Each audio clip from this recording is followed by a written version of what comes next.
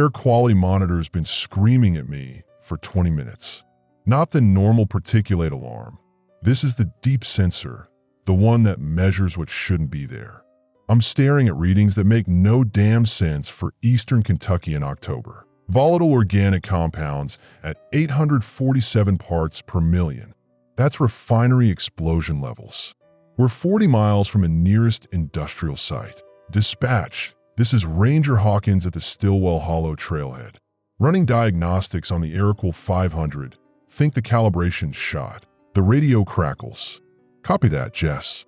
How shall we talking? Says there's chemical contamination in the air. VOC levels like we're standing in a paint factory. I'm already pulling the backup meter from my truck, the old Bacharach that weighs 12 pounds and takes 2 minutes to boot up. Park Service bought in 1998, same year I started.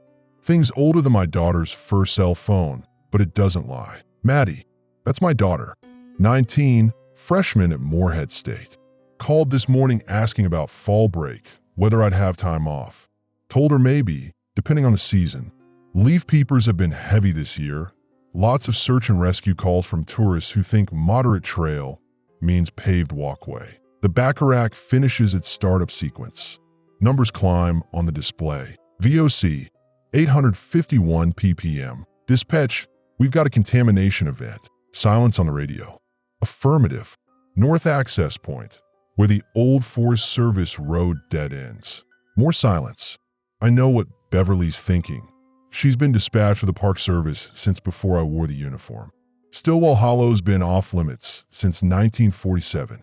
The entire valley sealed by federal order after the mine collapse. 32 men died down there. They never recovered the bodies, just condemned the whole network and posted guards until the entrance caved in naturally in 52. Jess, how close to the restricted zone are you? I look up the trail. The old warning signs are still visible through the understory. Yellow metal gone, rust orange, text faded but readable. No trespassing by order of U.S. Bureau of Mines. I'm about 50 yards from the boundary markers. And you're getting chemical readings? Affirmative. Stay there. I'm calling Mason County Emergency Management. I should stay there. That's procedure. Possible hazmat situation. You establish a perimeter and wait for people with better equipment and hazard pay. But the wind's shifting, coming up valley now, and I can smell it. Sweet almost. Like overripe fruit mixed with diesel. Makes my teeth ache. The smell's coming from past those old boundary markers. I've been a ranger for 26 years. Worked these mountains since I was barely old enough to vote. My daddy was timber crew for the Forest Service, taught me these ridges before I could spell Kentucky. I know the difference between normal forest smell, leaf litter, and creek water and old wood. And whatever the hell this is, dispatch. I'm advancing to the boundary to assess source of contamination. Negative, Jess. Hold position for her.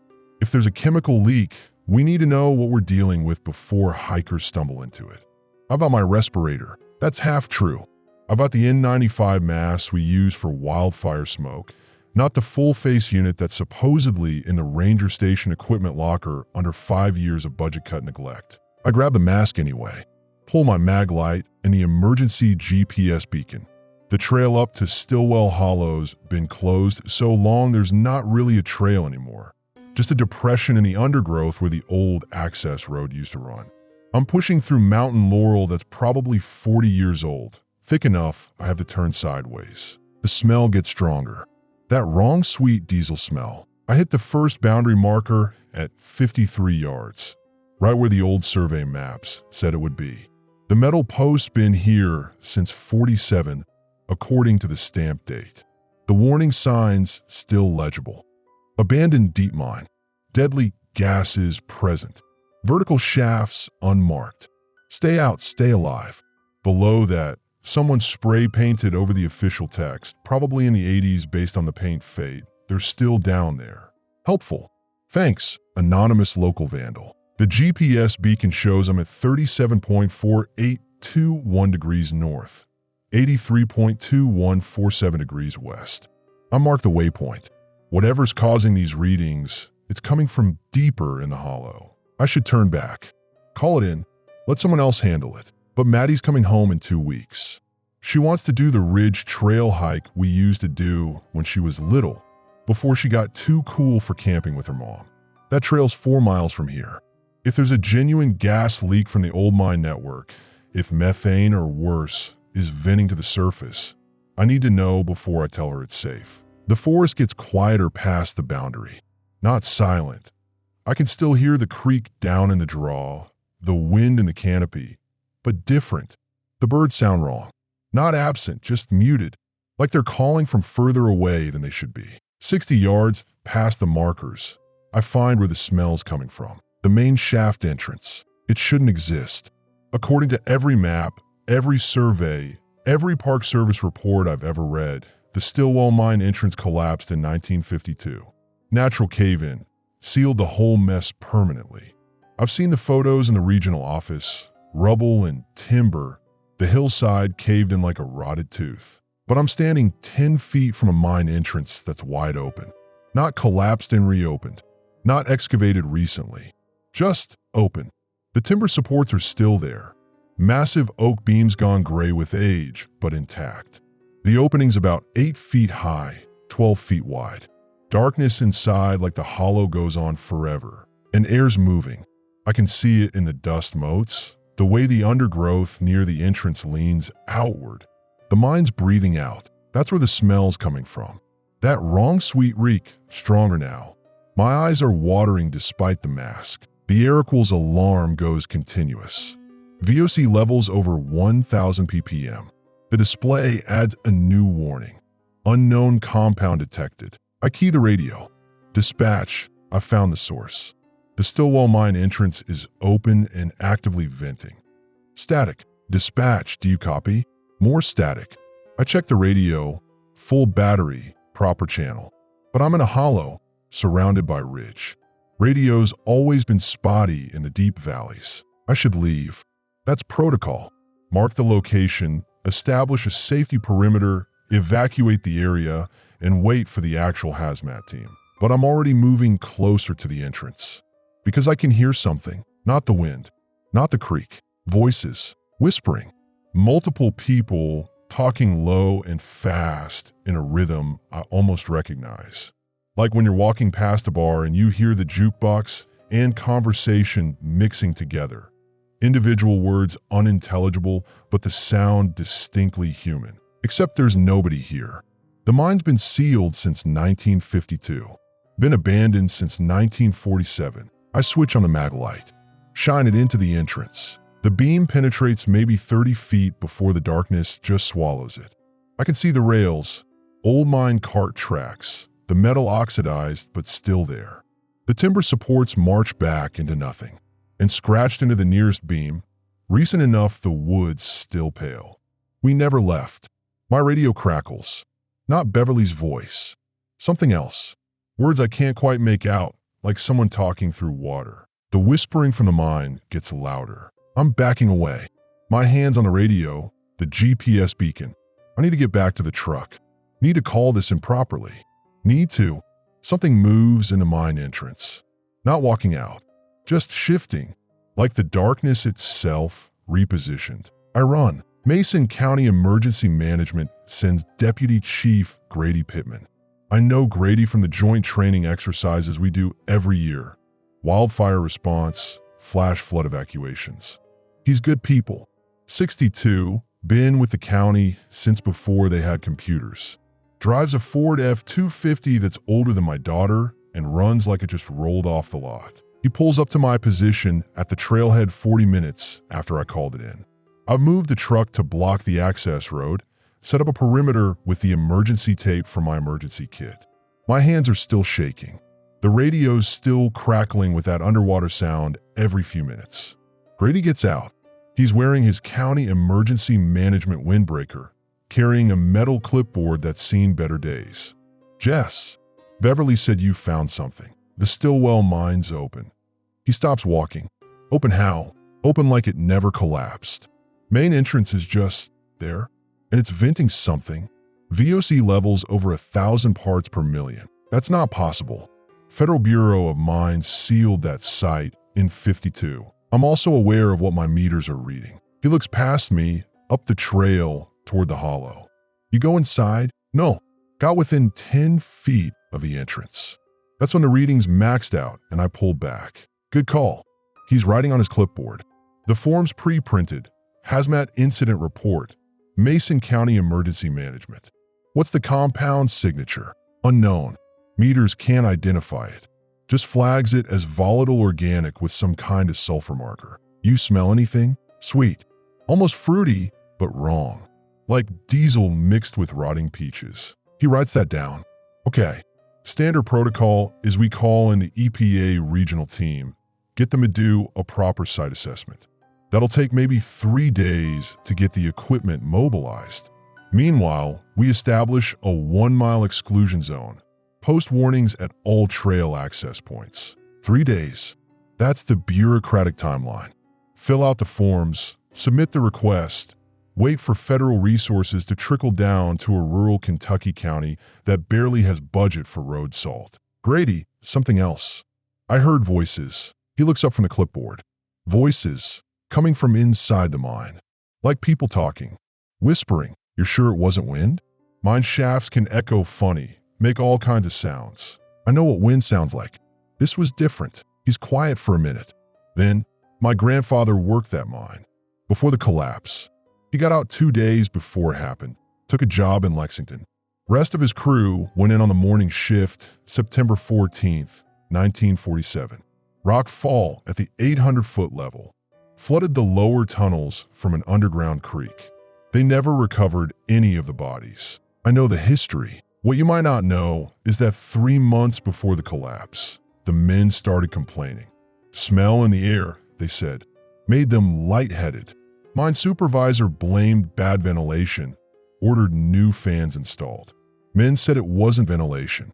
Said the smell was coming from the deep shafts from the oldest parts of the mine where they dug back in the 1890s. What was it? Never figured it out. Bureau inspector came through, did air tests, found nothing unusual. Blamed it on the men being spooked. There'd been a cave-in at another mine over in Harlan County that summer, killed 6 guys. Everyone was on edge. And then the collapse happened. Yeah, federal government sealed the whole thing, called it structurally unsound. Paid out the families, moved everyone out of the company town. Stillwell Hollow was just gone by 1950. Houses stood empty until the Forest Service bought the land in '63, knocked everything down. I'm watching him talk. Grady doesn't ramble. He's a forms and procedures guy. Every incident by the book. This is different. You think there's a connection, I say, between what they smelled then and what I'm smelling now. I think we should get someone smarter than us to figure it out. He tears off a copy of the incident report, hands it to me. I'm calling the state EPA, getting them to expedite. You need to close all trails within 2 miles of Stillwell Hollow, effective immediately. That's 8 trails. We're coming into peak leaf season. I've got 300 hikers a day coming through the park. Then you've got 300 potential casualties if whatever's venting from that mine is toxic. He's already walking back to his truck. I'll call the county sheriff, get a deputy posted at the main road access. You handle the Forest Service side. Nobody goes near that hollow until we know what we're dealing with. He drives off. I'm standing there with the incident report, my truck still blocking the road, the wind shifting again, bringing that smell down valley. I pull out my phone. No signal, standard for this section of the park. I'll have to drive back to the ranger station to make calls, coordinate the trail closures. That's 40 minutes down the mountain, another 40 back up. The radio crackles. That underwater voice again, clearer now. Still here. I grab a handset. Unknown station. Identify yourself. Static. This is Park Ranger Hawkins on Forest Service Channel 9. If you're receiving this transmission, identify yourself. More static. Then, clear as day, in an accent straight out of 1940s Appalachia. You opened it. You let us out. I'm in the truck. Engine on, transmission in reverse. I don't stop until I'm 5 miles down the mountain, back on the paved county road where cell signal exists. I call the ranger station. Tommy Brackens answers. He's the other full-time ranger, younger guy, good with the computer systems I barely understand. Ranger station, this is Tommy. Tommy, it's Jess. I need you to implement code RED closure protocol for sectors 7 through 14. Effective immediately. Code RED? That's the hazmat protocol. What happened? Found a contamination source at Stillwell Hollow. We're shutting down everything within 2 miles until EPA clears it. Stillwell Hollow. That's the old mine site, right? I thought that was already restricted. It is. Was. Long story. Just get the closure signs posted and update the trail status on the website. I'm calling the sheriff's department now to coordinate road closures. Copy that. Hey, Jess. Beverly mentioned you're getting weird radio traffic up there. Define weird. She said you transmitted something about voices, but it wasn't your voice on the recording. She had to filter it through the audio software to hear what you were actually saying underneath. Underneath what? Underneath all the other voices. She counted at least 30 different people talking at once on your transmission. I'm staring at my radio. Standard Motorola APX. Same unit every Ranger carries. It can't transmit audio it doesn't receive through the microphone. Tommy, I was alone up there. Yeah, that's what Beverly figured, which is why she's calling the regional office to report equipment malfunction. Wants all the radios tested. Good. Yeah, equipment malfunction. That makes sense, except it doesn't, because I heard those voices clearly, and they weren't coming from the radio. They were coming from the mine. I'm about to hang up when Tommy says, "Oh, one more thing. Got a call about 20 minutes ago from the Cartwright Medical Clinic. They've had 4 patients come in this afternoon with respiratory complaints. All of them were hiking near Stillwell Hollow this morning. My stomach drops.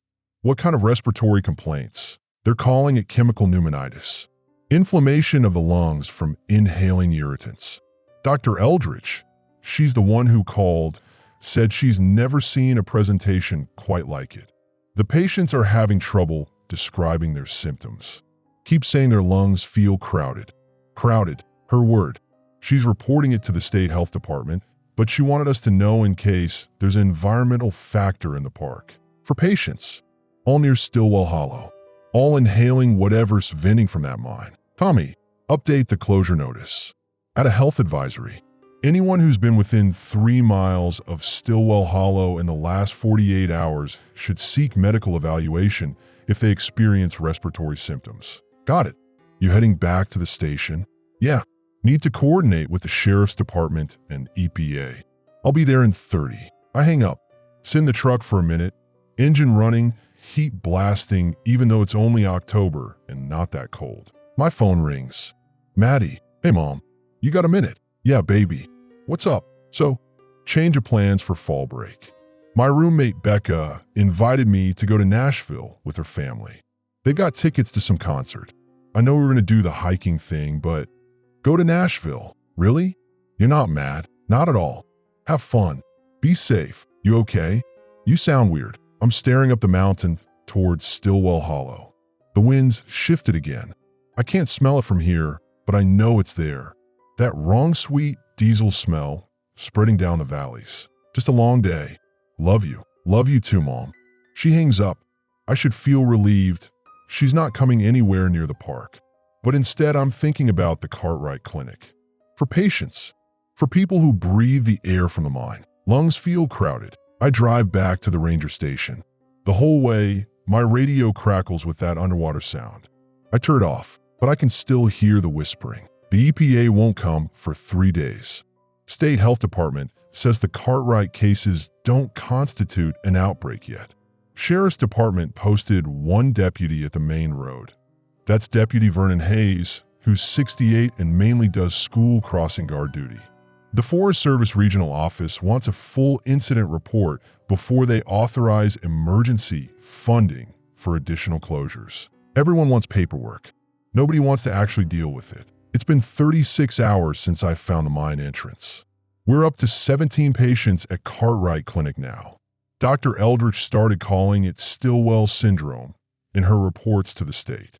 Respiratory inflammation, auditory hallucinations, short-term memory disruption. All the patients were within 2 miles of the hollow in the past week. I'm sitting in the ranger station office going through the old files. Paper records from before everything got digitized. filing cabinets full of incident reports and land surveys dating back to when this was still Bureau of Land Management territory. Tommy's out posting additional warning signs. Beverly's been fielding calls from hikers pissed about the closures, from county supervisors wanting status updates, from a reporter at the Lexington Herald-Leader who somehow heard about the outbreak. I find a file in the third cabinet. Stillwell mining operation. Site closure documentation 1947 to 1952. It's thick. Federal forms, survey maps, correspondence between the Bureau of Mines and the Forest Service. I'm flipping through pages of technical language about structural integrity and water ingress when I find the internal memo, dated September 18th, 1947, 4 days after the collapse. Confidential, for Bureau eyes only. Stillwell mine incident. Unusual air quality reports. Preliminary assessment of sealed mine site indicates presence of unknown gaseous compound emanating from deep shaft levels, EST 1,200 plus feet. Compound does not match standard mine gas profiles: methane, carbon monoxide, hydrogen sulfide. Field instruments unable to identify molecular structure. Note: local survivors report auditory phenomena and acute psychological symptoms following exposure. Recommend full site seal and indefinite quarantine pending further study. Addendum, September 23, 1947, orders received from Washington to expedite closure. Site to be sealed permanently without additional investigation. Survivors relocated under standard Bureau compensation package. All documentation classified pending review. Secondary addendum, October 2nd, 1947, 3 survivors deceased. Official cause, pneumonia secondary to smoke inhalation from rescue operations. Attending physician's notes indicate significant respiratory abnormalities inconsistent with stated cause. Request for autopsy denied by Bureau director. There's more. Pages of it. The Bureau knew. They knew something was wrong with the air in that mine, knew the survivors were dying, and they sealed it anyway. Paid off the families. Erased the evidence. And now the seal's broken. My phone rings. Dr. Eldridge. Ranger Hawkins? We need to talk about the patients. How many now? 23 as of an hour ago. But that's not why I'm calling.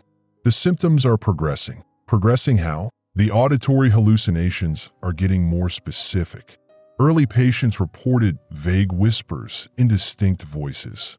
Now they're hearing actual conversations. Names, dates, details about the mine. Details they couldn't know. Exactly. One patient, Deborah Flynn, she's a college student from Ohio, never been to Kentucky before this trip, described the layout of the Stillwell mine's lower levels. Specifically mentioned the 800-foot rock fall, the flooding from the underground creek. She shouldn't know any of that. Maybe she read about it online. The collapse is documented, not at that level of detail. She described the names carved into the support beam near shaft number 3. J. Carver and P. Jessup, 1946. I had someone check the historical records. Those names match 2 of the men who died in the collapse. But that information isn't in any public database. I'm staring at the Bureau memo. They knew. The survivors reported the same thing in 1947. Auditory phenomena. Acute psychological symptoms. Dr. Eldridge, what else are they saying? That's the disturbing part. They're not using their own voices anymore. The later stage patients, the ones who were exposed up to a week ago, they're speaking in different accents. Appalachian dialect from the 1940s.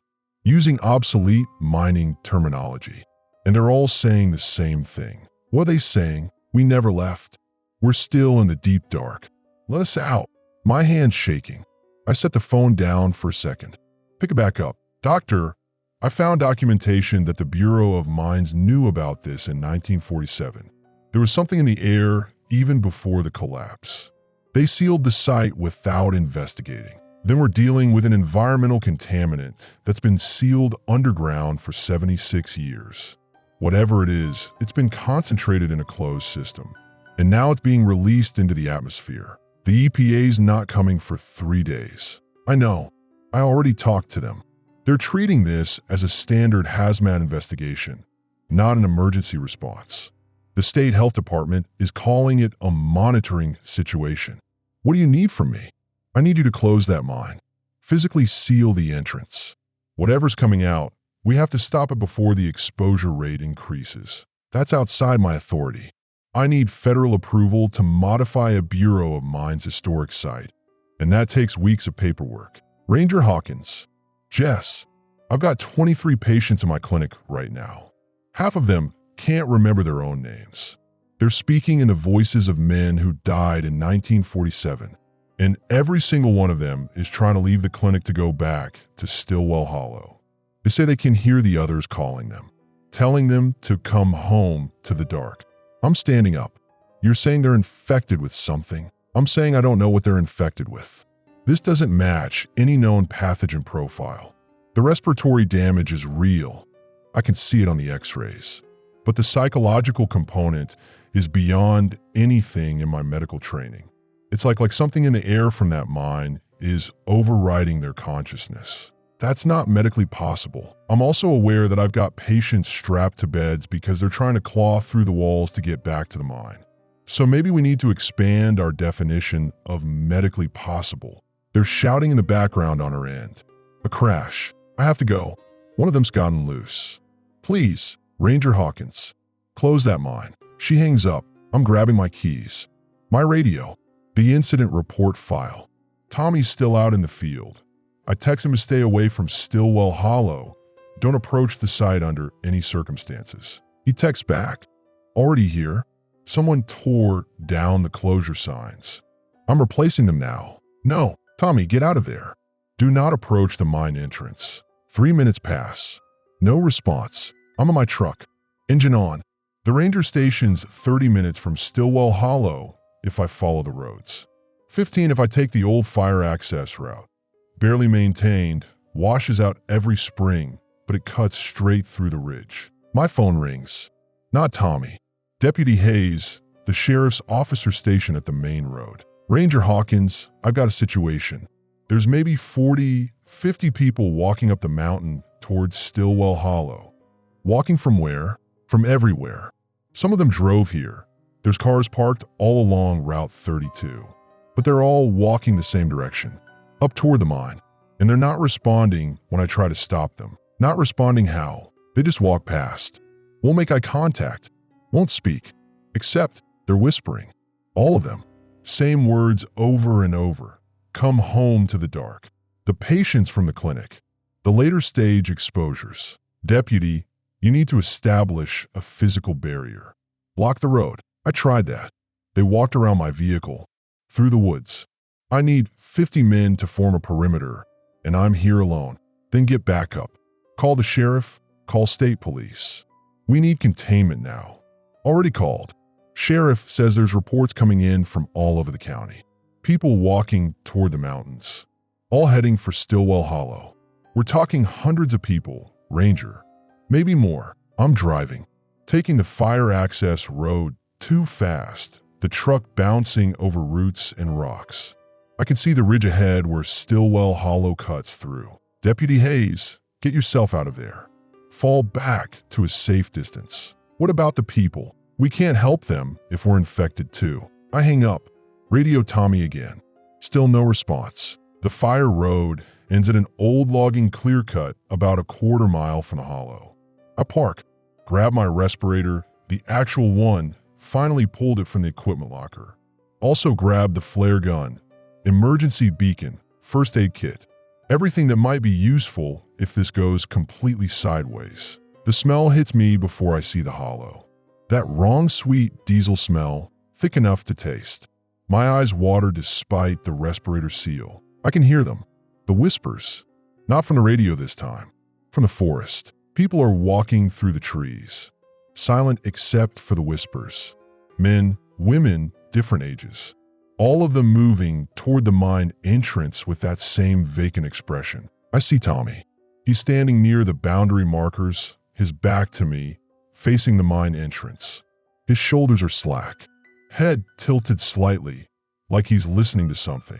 Tommy, he doesn't turn around. I move closer. Tommy, we need to leave. Now, he speaks without looking at me. His voice sounds wrong. Too flat.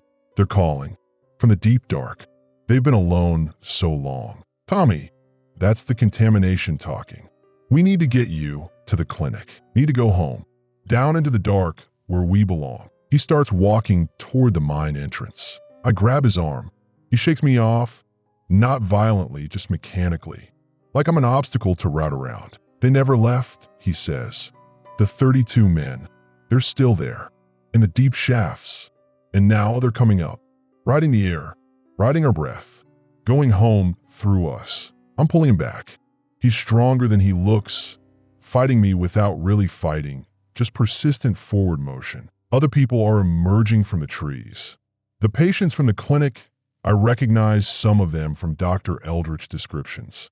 Deputy Hayes is among them, his uniform torn from pushing through underbrush. All of them walking toward the mine. I can't stop them all. Can't even stop Tommy. He's pulling free, walking forward. The mine entrance is ahead. That open black maw, darkness spilling out like smoke. And I can see them now, in the darkness. Not physical forms. Something else. Shadows that move wrong. Whispers with mass. The Bureau memo said it. Unknown gaseous compound. The survivors reported auditory phenomena. This isn't just poison gas. This is something else. Something that breathed in the deep dark for 76 years. Concentrated, evolving, learning. The voices of 32 men who died down there, trapped in the flooded shafts. And now it's escaping, using the infected as vectors. Calling them home. I have one choice. I could try to seal the mine, cave it in, cut off the source. Or I could try to save Tommy, try to get him medical help before he's too far gone. But I can't do both. The mine will keep venting if I don't collapse it. More people will breathe it. More vectors for whatever this is. The infection will spread beyond the county, beyond the state. The Bureau tried to seal it in 1947 and failed. I might be the only person in position to actually stop it, but Tommy's right there, right in front of me.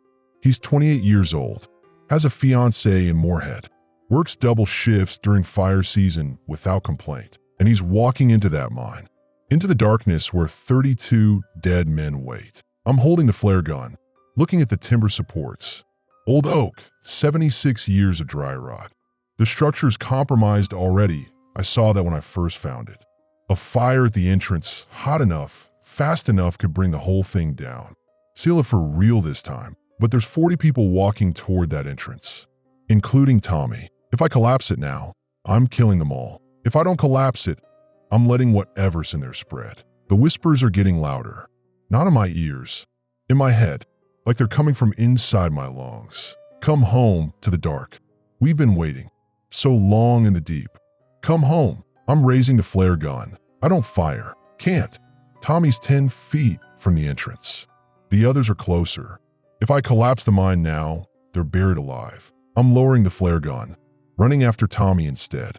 Grabbing his arm again, harder this time. Tommy, listen to me. That's not you talking. That's the contamination. You need to fight it. He turns to look at me. His eyes are wrong. Pupils dilated, but not from drugs. From something else.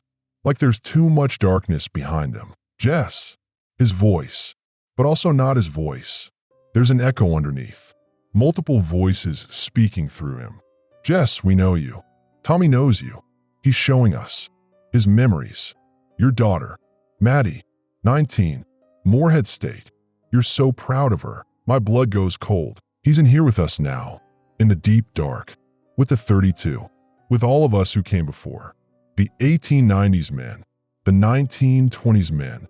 The 1947 men. We're all together in the dark. And we're not alone anymore. I'm backing away. Tommy, the thing speaking through Tommy, is smiling. Not his smile. Something older. You can't seal us in again. We're already out. In the air. In the lungs. Spreading with every breath. He gestures to the others. Deputy Hayes. The clinic patients. All of them standing at the mine entrance now, waiting. We're going home. Down to the deep shafts where the darkness is complete. Where we've been waiting. But we'll come back. We'll ride the air. We'll find new lungs, new voices, until everyone comes home to the dark. The other infected start walking into the mine, one by one, disappearing into that black entrance. Tommy follows. I'm standing there, flare gun in my hand. The entrance is clear now, empty except for that breathing darkness. I could do it. Collapse the entrance. Seal them in. All 40 people, including Tommy. They died down there in the deep dark with the 32 men from 1947. But the contamination would be contained. Whatever this is, this airborne, this collective of the dead, it would be trapped underground again. My radio crackles. Dr. Eldrich's voice panicked. Ranger Hawkins, we have a major problem. The infection is spreading faster than we thought. I've got over 100 patients now, and they're not just coming from the Hollow area anymore. People from Moorhead are coming in, from Winchester, from as far as Lexington. They're all saying they can hear the voices, feel the pull towards Stillwell Hollow. How is that possible? The contamination radius should be limited. I don't think it's spreading geographically. I think it's spreading through contact, airborne person-to-person transmission. Anyone who breathes the same air as an infected individual for long enough gets exposed. The original victims from Stillwell Hollow infected their families, their co-workers, their neighbors. And now those people are infecting others. It's exponential. I'm doing the math. 100 patients now, each one breathing the contamination, spreading it to everyone around them. If the doubling rate is even 12 hours, we're looking at thousands of infected by tomorrow, tens of thousands by next week. What about containment? Quarantine? The state's trying, but the infected don't stay contained. They walk out of hospitals, leave their homes, all heading toward your location. And the CDC says they need 72 hours minimum to mobilize a response team. By then, static cuts are off. I'm staring at the mine entrance, the timber supports, the darkness beyond. If I seal it, Tommy dies. But maybe I stop the source. Maybe the infection can't spread without the mine venting fresh contamination into the air. Or maybe it's too late. Maybe the infection's already self-sustaining in the human population. Sealing the mine won't stop what's already out there. My phone rings. Maddie. No, Mom. Her voice sounds wrong. That flat inflection. Mom, I can't hear them. Maddie, where are you? In my dorm. Becca came back from the clinic. She wasn't feeling well. Started talking about going home to the dark. Mom, I can hear them too now. They're calling. From the mountain. From underground. They say they've been waiting so long. Maddie, listen to me very carefully. You need to get away from Becca. Leave the dorm. Get in your car and drive. Don't stop. Don't talk to anyone. Just drive. But they're calling, Mom. Don't you hear them? They're so lonely. Been alone in the deep dark for so long. We should go to them. Help them. Bring them home. Maddie, that's not you talking. They know about you, Mom. Tommy showed them. You're the ranger. You found the entrance. You let them out. They're grateful. They want you to come home too. To the deep dark where we all belong. She hangs up. I'm on my knees. The flare gun still in my hand. The mine entrance is 20 feet away. I have to choose. Seal the mine. Kill Tommy and the 40 others inside. Hope it stops the source contamination. Except that Maddie's already infected, along with hundreds of others. And there's nothing I can do for them except hope medical science finds an answer before they're too far gone. Or don't seal it. Try to save Tommy. Try to get to Maddie. Try to find some other solution that doesn't involve burning people alive in an abandoned mine shaft. But there is no other solution. The EPA's 3 days away. The CDC's 3 days away. The infection doubles every 12 hours. By the time federal help arrives, this will be a regional outbreak. Maybe national, and I'm the only person standing at the source with the means to stop it. Tommy's voice echoes from inside the mine. Call him my name. Telling me it's okay, that the darkness is peaceful, that we'd all be together. No more loneliness, no more isolation, just the deep dark, forever. I'm thinking about the Bureau memo. They tried to seal it. Failed. The survivors kept spreading it. 3 of them died. How many others got infected before the Bureau relocated everyone? How many people have been breathing this thing for 76 years? Low-level exposure, subclinical infection, walking around with whispers in their lungs. Maybe it's been out there this whole time. Maybe opening the mind just concentrated it, released enough of it to push people over the edge from subclinical to symptomatic. Maybe there's no stopping it at all. I raise the flare gun, aim at the nearest timber support. The wood's so dry it'll go up like gasoline. The fire will spread to the other supports. The whole entrance structure will collapse. Cave-in will cascade back into the mine. I've seen it happen in unstable shafts. The first 100 feet of tunnel will fill with rock and timber. Whatever's inside won't get out, including Tommy, including 40 people who were just hikers and local residents until they breathed bad air. My fingers on the trigger. Tommy's voice, Jess, don't. Please.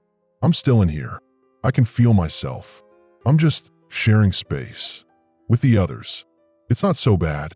They're showing me things. The deep shafts. The way the darkness feels when you stop fighting it.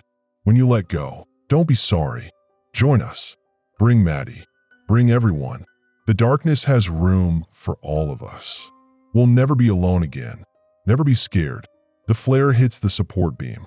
White-hot magnesium burn. 1,300 degrees Celsius. The wood ignites instantly. Fire racing up the timber, across to the next support, the next. Tommy screams. Not his voice. All the voices. 32 men from 1947. The men from before. Decades of the dead. All of them screaming through Tommy's lungs. We'll be alone again. Please, don't leave. The entrance structure collapses. Timber falling, rock sliding from the hillside above. The mine shaft filling with debris. The darkness rushing inward, compressed, sealed. The screaming stops. I'm standing there. Smoke rising from the collapsed entrance. The smell's different now. Burning wood, not that wrong sweet diesel. The air feels clearer, lighter. My radio crackles. Dr. Eldridge, Ranger Hawkins, something just happened. All the patients, they just stopped. Mid-sentence, like someone flipped a switch. They're conscious, confused, but the whispers are gone. The compulsion to return to the hollow, it's just gone. I can't speak. What did you do? I seal the mine, and the people who are already inside, I'm staring at the collapsed entrance. The smoke. The rubble that's burying Tommy and 40 others. They didn't make it. Silence on the radio. Then, the patients here, they're starting to remember. They're asking what happened, why they're in the clinic. They don't remember anything after the initial exposure. It's like whatever was controlling them just cut off. What about my daughter? Maddie Hawkins, student at Moorhead State. She called me. She was symptomatic. Let me check. Papers rustling. Hawkins, Madeline. Yes, she was brought in about 20 minutes ago by campus police. She's confused, respiratory inflammation, but the altered resolved. She's asking for you. I'm sitting down. Ground's cold, covered in pine needles and that white ash from the flare. She's okay. She'll recover. They all will physically. The psychological trauma, having overwritten by something else, that's going to take time. But the infection itself appears to be non-replicating without the source. Once you sealed the mine, the contamination in the human population became inert. It's still in their lungs. I can see it on the x-rays, particulate matter that doesn't match any known substance. But it's not active anymore, not spreading. That's what it was. 32 men who died in the darkness, their final moments somehow preserved in the air of the mine. Trapped down there for 76 years.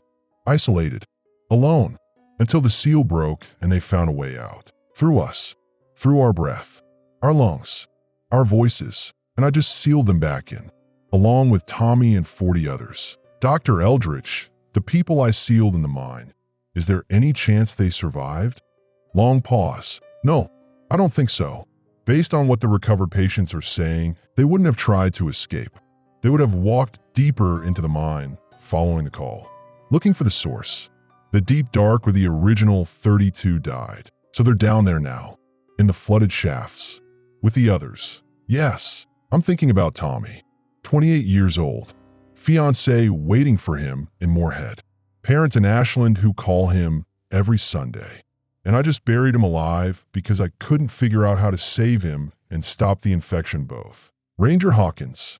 Jess, you saved hundreds of lives. Maybe thousands.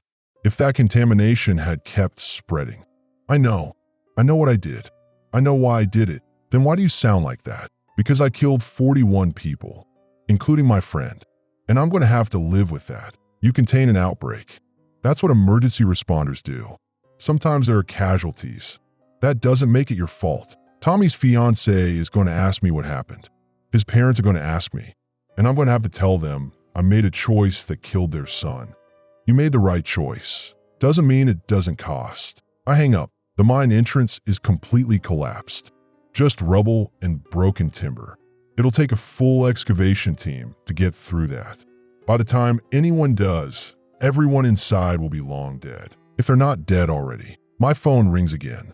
Maddie. Her voice sounds normal now. Scared, confused, but normal. Mom? What happened? The doctors are saying I had some kind of exposure incident, but I don't remember. Last thing I remember is Becca coming back from the clinic looking weird. And then, nothing.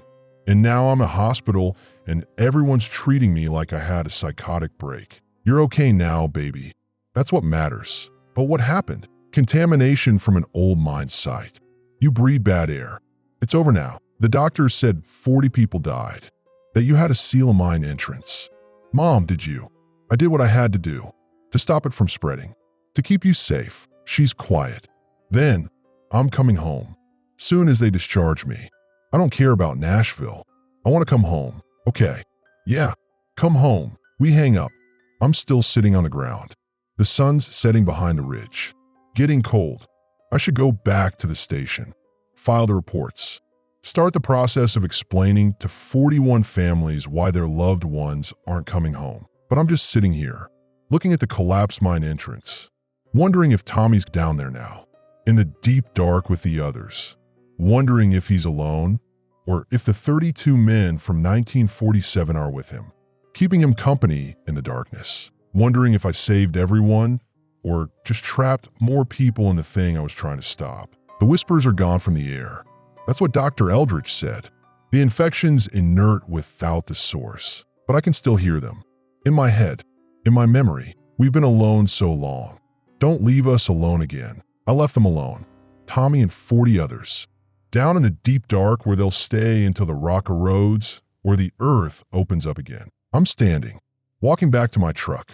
My hands are shaking so bad I can barely hold the keys. I saved hundreds of lives. I killed 41 people. Both things are true, and I'm going to live with both of them for the rest of my life. 6 months. I coordinate emergency responses now for the entire eastern Kentucky region. The Forest Service promoted me after Stillwell. Exemplary crisis management under extreme circumstances. That's what the commendation said. There's a plaque on my wall at the ranger station. I turn it to face the corner after the first week. Tommy's fiance came to see me. Chloe. She wanted to know if he suffered. I told her it was fast. That's a lie. I can still hear him screaming with 32 voices as the mine collapsed. She thanked me. Said I did what I had to do. Said Tommy would understand. I don't know if he would. I'll never know. The CDC finished their investigation 4 months ago. Official report. Unprecedented airborne psychoactive agent of unknown origin, successfully contained through decisive emergency action by local first responders. They took samples from the recovered patient's lungs. The particulate matter's still there, visible on X-rays, but inert, non-replicating. They couldn't identify the molecular structure. It doesn't match anything in their databases. The survivors are in therapy. All 153 of them. They remember being controlled. Remember the voices in their heads. The compulsion to return to the darkness. Most of them can't sleep without lights on anymore. Maddie came home for a month after it happened. Dropped out of Moorhead State for the semester. She couldn't be around Becca, her roommate, the one who infected her. Couldn't be around crowds. Kept saying she could still feel them sometimes. The whispers, like an echo in her lungs. She went back to school last month. Different roommate, different dorm building. She calls me every night before bed. just to talk, to hear my voice, to know she's still herself. I'm still the ranger at Stillwell Hollow. They offered to transfer me. I said no. Someone has to monitor the site, make sure the seal holds. I check the collapsed entrance every morning. 6 months of weather, and it's still solid. The air quality monitors I installed show normal readings. Oxygen, nitrogen, standard trace gases. Nothing unusual. The Forest Service brought in a mining engineer to assess the collapse. He said the cave-in penetrated at least 200 feet back into the shaft, completely impassable without major excavation. He recommended leaving it sealed. Historic mine sites are unstable anyway, he said. You probably saved lives by preventing unauthorized entry. I didn't tell him there are 41 people buried under that rock. The official story is that they were lost to the contamination before emergency response could be implemented. The families got death certificates, closed casket funerals with empty boxes, federal compensation packages. I went to Tommy's funeral, stood in the back. His parents didn't see me. Chloe did. She nodded. I left. Deputy Hayes's funeral. Same thing. I stopped going after that. Couldn't keep seeing the families, hearing them talk about closure, about moving forward. There's no closure. There's just living with it. Dr. Eldridge calls me once a week. Professional check-in, she says, to monitor my psychological response to the incident. I know what she's really doing. Making sure I'm not hearing voices. Making sure the contamination didn't get into my lungs during those first exposures. I'm not infected. The particulate matter doesn't show on my x-rays, but I hear them anyway. Every night. Tommy's voice. The 32 men from 1947. The others from before. All of them trapped in the deep dark. Alone again. Beverly retired. Said 40 years with the Forest Service was enough. Her replacement is younger, better with the computer systems. Doesn't remember when Stillwell Hollow was just a restricted zone on old maps and not the site of the Stillwell incident. They made a documentary. Kentucky Educational Television. The Stillwell Mine Outbreak, a Community's Resilience. They interviewed survivors. Dr. Eldridge, County Emergency Management. They didn't interview me. I declined. The Bureau of Mines historical documents got declassified after the CDC investigation. The 1947 memos I found. The reports about the survivors. The orders from Washington to seal the site without investigation. Turned out the Bureau knew even more than what I'd found. They had samples, air samples from a mine, collected before the collapse. They'd shipped them to a federal laboratory in Maryland.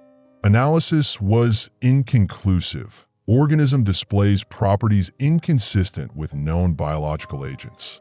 The laboratory requested permission to continue research. Washington denied the request, ordered all samples destroyed, sealed the records. If they'd investigated in 1947, maybe we could have understood what it was. Maybe we could have developed containment protocols, treatment methods. Maybe Tommy and 40 others would still be alive. But they chose institutional silence over public safety. Just like they chose it in 1947 with the survivors. I can't trust federal authorities anymore. Can't trust that they'll prioritize people over bureaucracy. The CDC says the Stillwell contamination was unique, isolated, that it can't happen again, but they don't know that. Nobody knows that, because the Bureau destroyed the research in 1947, and now the only remaining source is buried under 200 feet of rock and timber, with 41 people who I killed. I'm at the mine site now.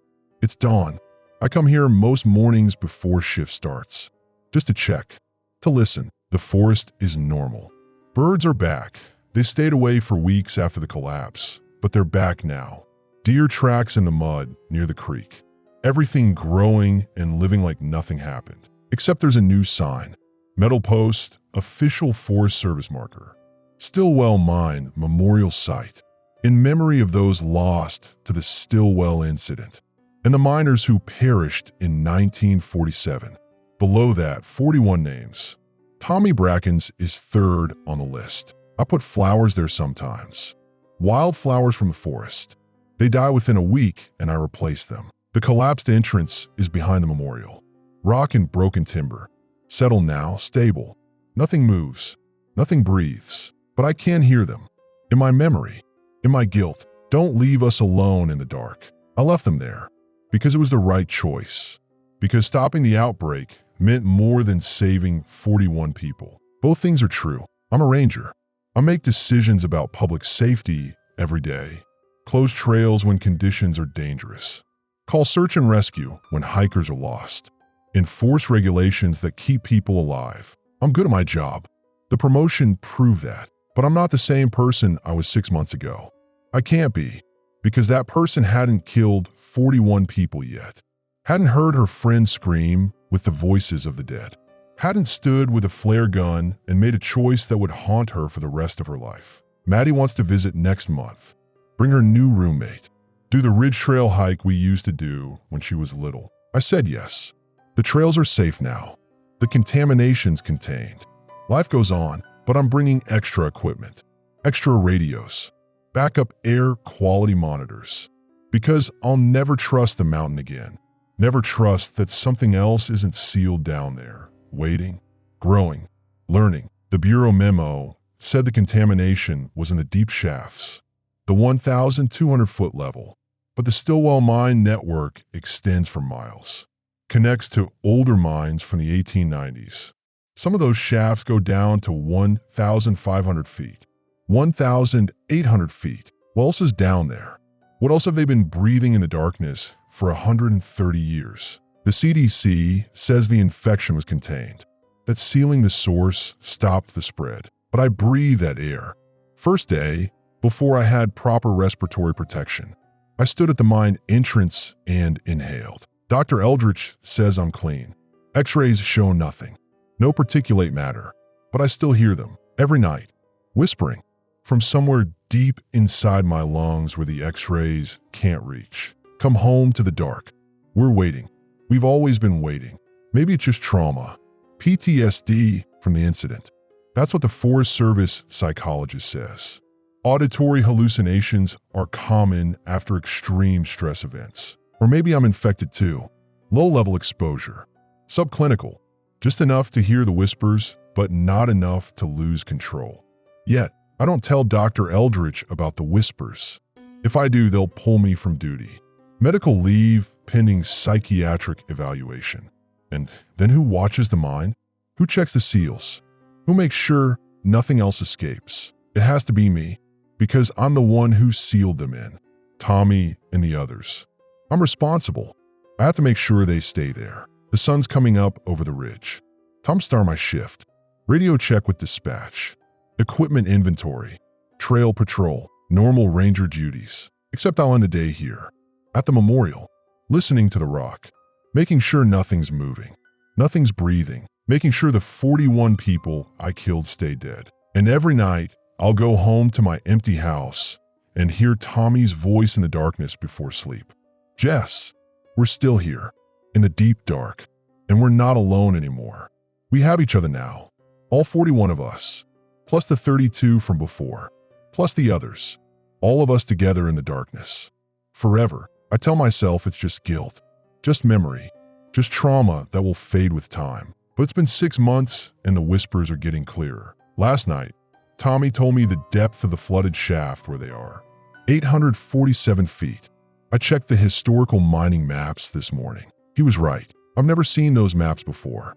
Didn't know the exact depth of the flood zone. But Tommy knows, because he's down there, in the water, in the darkness, with the others. And somehow, he's still talking to me. Dr. Eldridge says survivors report the whispers fading over time. That the infection burns itself out without the source. That within a year, most patients won't remember the voices at all. But I'm not getting better. The whispers are getting stronger. Maybe because I was exposed first. Highest concentration, longest duration, or maybe because I'm the one who sealed them in. And they want me to know they're still there. Still waiting. Let us out, Jess. Please. It's so dark down here. So cold. The water's rising. We can hear it filling the shafts.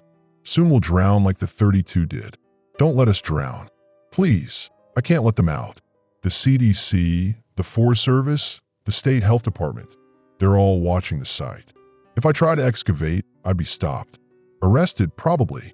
Charged with violating a federal quarantine order. And even if I could let them out, what would emerge? Would it be Tommy? Or would it be something else wearing Tommy's voice? Something that learned from breathing air with 32 dead men? I'm standing at the memorial. The sun's fully up now. The radio's calling. Dispatch needs me for a trail closure up on Eagle Ridge. Maintenance issue. Normal work. I'm walking back to my truck, leaving the memorial behind. The collapsed mine. The 41 names. Tommy's name. I'm a ranger. I make decisions about public safety. 6 months ago, I made a decision that saved hundreds of lives and cost 41. It was the right choice. I know it was the right choice, but knowing doesn't help. Knowing doesn't stop the whispers. Knowing doesn't give me back my friend or those 40 others, or the person I was before I stood at a mine entrance with a flare gun and calculated the value of human lives. I coordinate emergency responses now. I'm good at it. I save people. I just can't save the ones who are already dead, or the part of myself I've buried with them in the deep dark where the light doesn't reach and the water keeps rising and the voices keep whispering and will keep whispering forever in the place behind my lungs where the contamination lives and grows and waits for the seal to break again. Because seals always break eventually. The Bureau learned that in 1947. I learned it 6 months ago, and whoever comes after me will learn it when the whispers in my lungs get too loud to ignore and I have to decide whether to seal myself away too or let whatever's growing inside me come home to the light. But that's not today. Today I'm Ranger Jess Hawkins. I patrol the trails. I check the seals. I answer the radio. And every morning I visit the memorial and tell Tommy I'm sorry. Even though sorry doesn't mean anything to the dead.